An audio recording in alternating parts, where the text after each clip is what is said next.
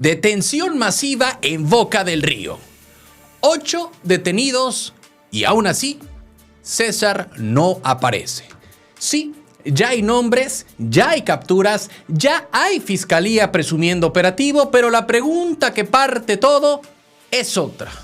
¿Dónde está César Augusto Sánchez Cano?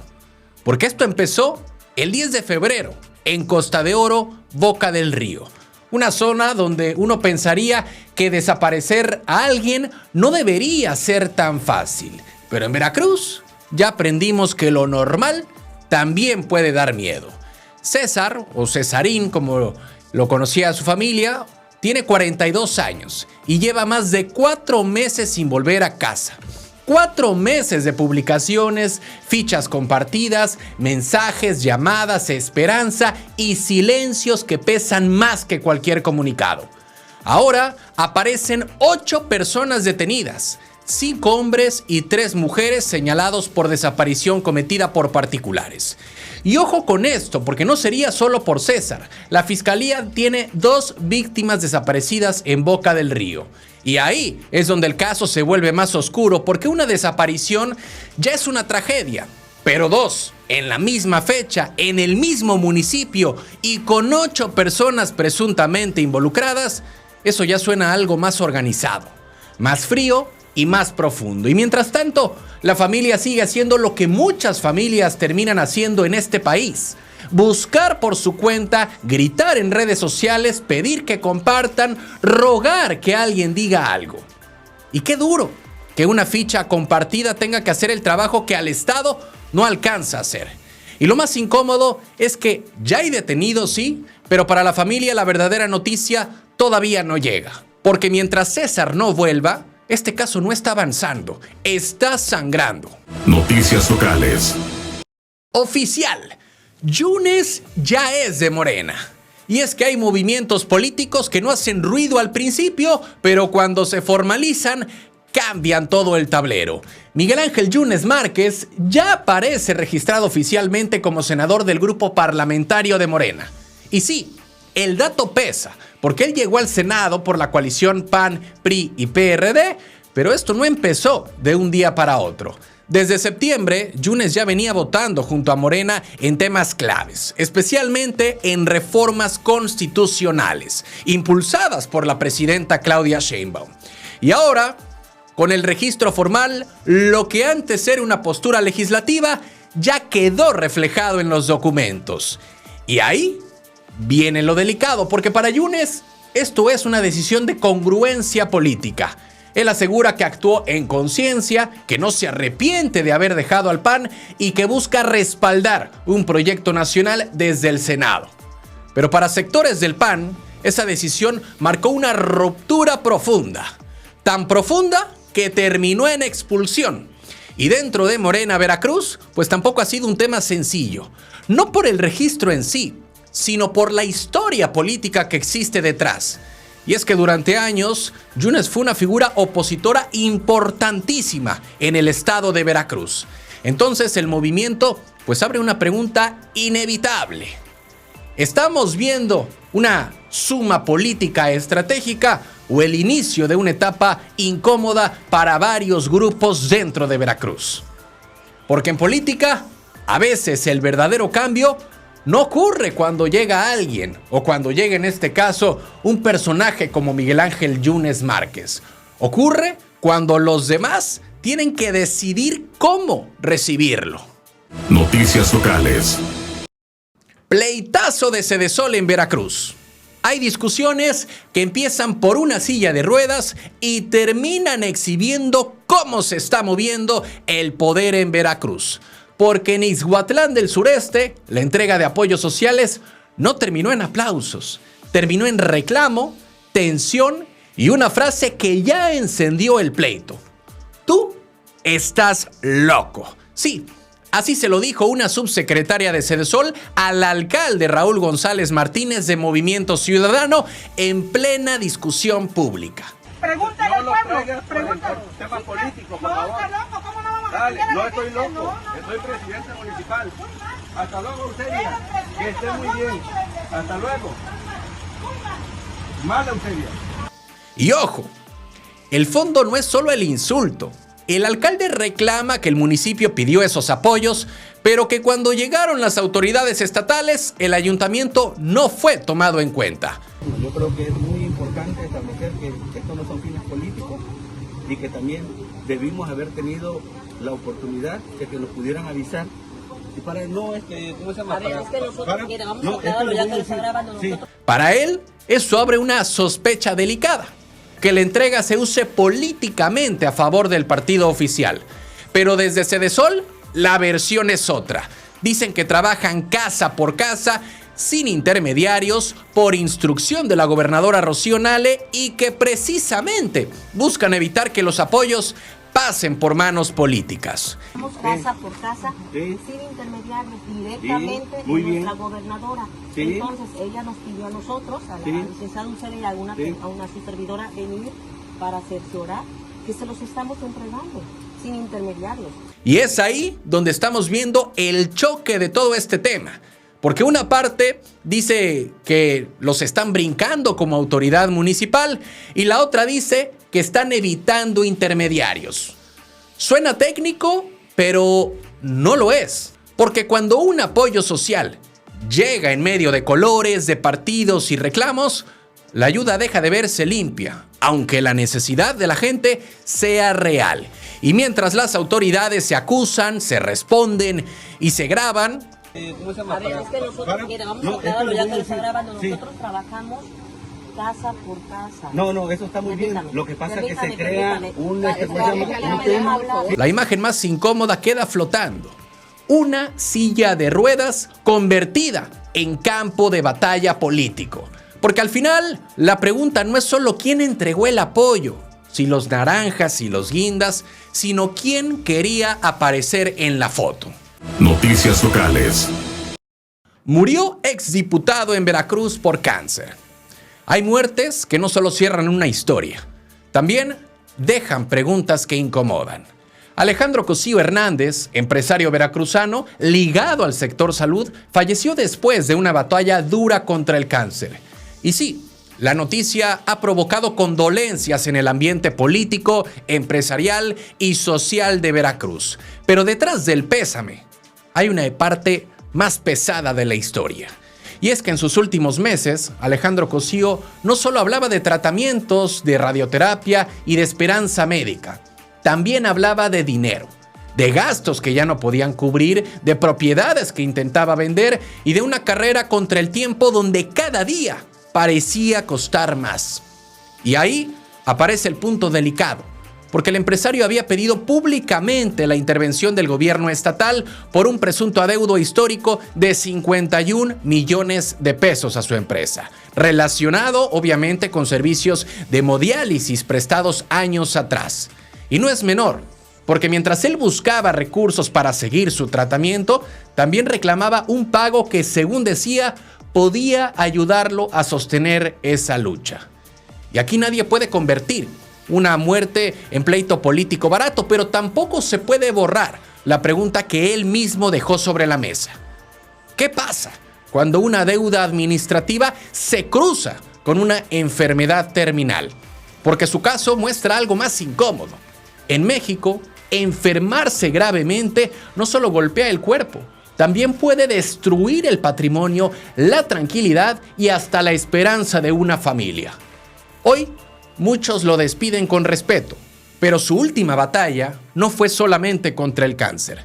También fue contra el reloj, contra los costos y contra una respuesta que quizá llegó demasiado tarde o nunca llegó. Noticias locales. Así te estafan en TikTok si estás en Veracruz.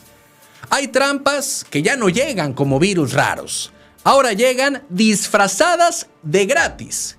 Y eso es lo peligroso. Porque en TikTok, esta plataforma de videos, está circulando publicaciones que prometen programas de diseño, plataformas de streaming o paquetería sin pagar un peso. Y obviamente suena tentador hasta que le das clic al enlace. Y ahí empieza el verdadero problema. La Secretaría de Seguridad Pública de Veracruz lanzó una alerta porque esos links falsos pueden meterse a tu celular o computadora, desactivar protecciones e instalar malware oculto. En pocas palabras, tú crees que estás bajando un programa, pero alguien más está abriendo la puerta de tu información. Y ojo con esto, porque no solo buscan tus fotos o tus chats, también pueden espiar navegadores, aplicaciones, correos, contraseñas e incluso cuentas bancarias. O sea, el regalito puede terminar saliendo carísimo. Y lo más incómodo es que muchas veces no se siente como fraude. No llega como amenaza, llega bonito con tutorial, con música, con comentarios falsos diciendo que sí funciona. Y qué conveniente que todo sea gratis justo hasta que le vacían los datos. La recomendación es simple, pero urgente. No abras enlaces sospechosos, no ejecutes comandos extraños, evita software pirata y mantén actualizado tu antivirus. Y también, cuidado con los mensajes urgentes de supuestos bancos o tiendas, porque el miedo es otra llave que usan para que entregues tus datos. Al final, la trampa no está en TikTok, está en ese segundo donde piensas que, pues bueno, solo voy a darle clic. Noticias locales. Se desploman panaderías en Veracruz. El calor no solo pega en la calle, también pega en la panadería. Y en Veracruz, las ventas de pan cayeron 20% por las altas temperaturas. Y suena lógico, porque con este calor, a mucha gente no se le antoja ni prender la estufa y menos salir por conchas. Pero aquí hay algo interesante, porque el pan, aunque venda menos, sigue resistiendo porque todavía se mantiene como una opción económica dentro de la canasta básica. Mientras otros productos suben y suben, el pan por ahora no ha tenido un golpe fuerte en el precio. Y eso cambia la lectura porque el sector panadero dice que la harina y el trigo se han comportado estables. El pan se quedó barato dentro de la canasta básica y lo estamos notando en las ventas. O sea, no están cantando victoria, pero tampoco están en modo alarma. La idea es aguantar así, por lo menos hasta septiembre, aunque tampoco todo está tranquilo. Los fletes se han subido por combustibles, por seguros y hasta tensiones internacionales. Vaya, hasta el pan de la esquina termina sintiendo lo que pasa lejos, porque así de conectado está todo. Así de conectado está el mundo y México. Y luego viene la parte curiosa. Cuando llueve, el pan revive. Con tantita nube, dicen los panaderos que las ventas pueden subir entre el 20 y 30%. Por ahora, no se habla de cierres, al contrario, dicen que siguen abriendo panaderías, pero el mensaje es claro. Si el calor sigue apretando y los costos se mueven, hasta el pan, ese gustito diario, puede empezar a sentirse distinto. Noticias locales. Mueren abuelitos en Veracruz y nadie se enteró. A veces la tragedia no hace ruido, solo deja de abrir la puerta. Y en la Reserva 1 en Veracruz encontraron sin vida a Eulalia y Cecilio, una pareja de adultos mayores de 80 y 81 años. Estaban dentro de su casa sobre la calle Martinete. Y lo más duro es cómo se supo. Un conocido llegó a buscarlos, tocó varias veces y nada. Preguntó a los vecinos y ahí vino el dato que encendió la alarma. Llevaban más de 10 días sin verlos. Más de 10 días. Y aquí empieza la incomodidad que nadie quiere decir en voz alta. Porque ¿cómo es posible que una pareja de abuelitos pueda desaparecer de la rutina del barrio durante tantos días antes de que alguien confirme qué pasó? Porque los vecinos sí notaron algo. Decían que Eulalia solía salir despacito a la tienda, como muchas personas mayores, a su ritmo, con su vida, con su costumbre, pero dejó de salir. Y ese silencio terminó siendo la señal. La policía estatal y la policía naval llegaron al domicilio y confirmaron el hallazgo. Después entró servicios periciales para hacer las diligencias y levantar los cuerpos.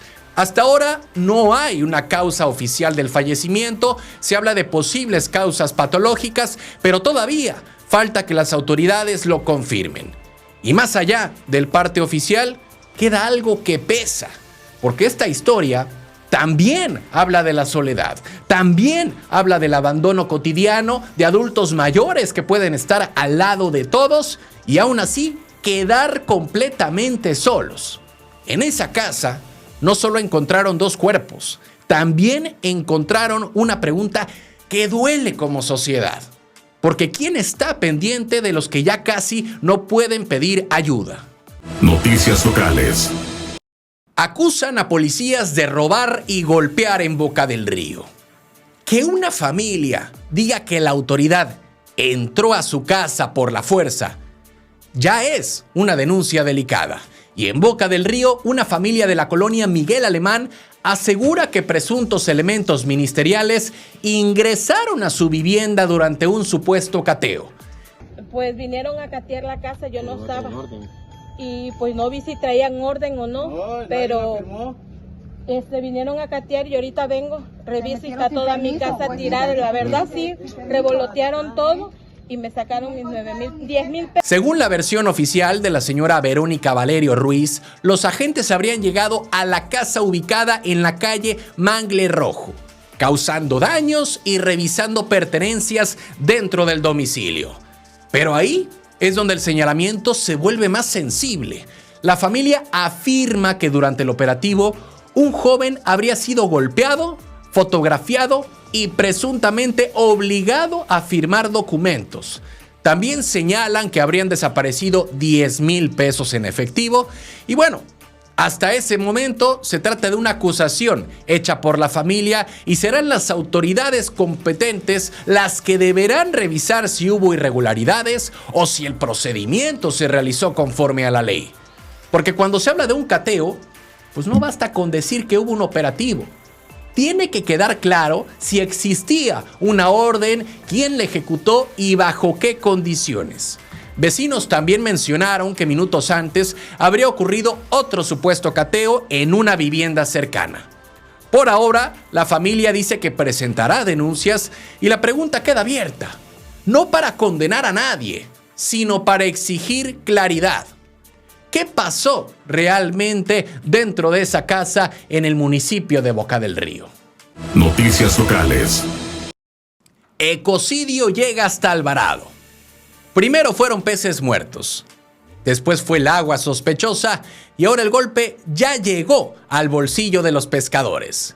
En Alvarado, comunidades como Costa de San Juan y Punta Limón están reportando afectaciones por la contaminación en la cuenca del Papaloapan. Y el problema no se queda en lo ambiental, porque cuando el río se enferma, también se enferma la economía de quienes viven de él. Pescadores dicen que desde hace semanas hay menos especies, aparecen peces muertos y la actividad ya no les está dejando lo mismo.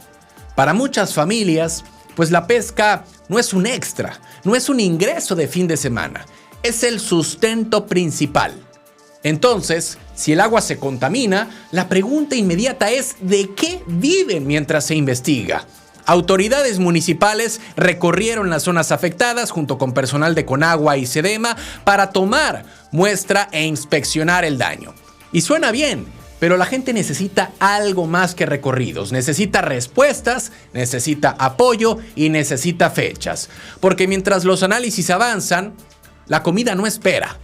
Y el caso creció después de que el gobierno de Veracruz suspendiera actividades de una alcoholera en Nopaltepec, señalada como presunta responsable del derrame de vinazas. Y ojo, todavía está bajo investigación, pero la incomodidad ya está puesta sobre la mesa. Si se confirma que una empresa dañó el río, no basta con una multa bonita en papel. Alguien tendrá que responder por los peces y por las familias que hoy no pueden pescar igual.